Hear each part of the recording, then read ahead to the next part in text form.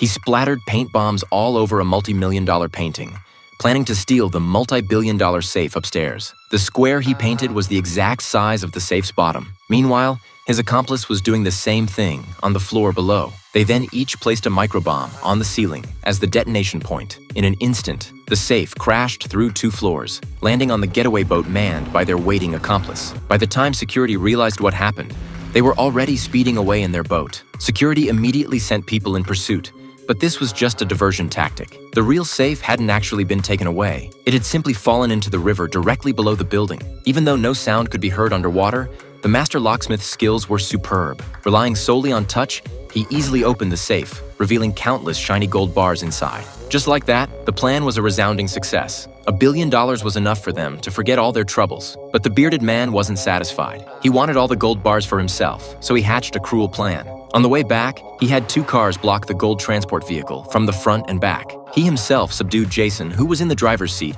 and then had his henchmen take all the gold bars. To avoid retaliation, he even decided to brutally kill his former teammates. Backed into a corner, Jason had no choice but to take a gamble. He quickly drove the car through the guardrail beside him, plunging into the icy river path under the bridge. But the bearded man still refused to let them go. Not until he saw a corpse float to the surface of the water. Only then did he leave, satisfied. What he didn't know was that aside from the master locksmith, the others hadn't actually died. A year later, the revenge operation began. But to get the gold back, they needed a locksmith. The team leader, Jimmy, found the master's daughter, Lisa. She had inherited her father's lockpicking skills. Give her 3 minutes, and there wasn't a lock in the world she couldn't open. With her on the team, revenge was just around the corner. Their plan was actually very simple. First, have the team's computer whiz hack the bearded man's phone to monitor his every move. When he wasn't home, the ace driver Jason would drive a minicar into his villa to steal his safe. To make sure everything went off without a hitch, they put lead blocks equal to the weight of the gold bars into the car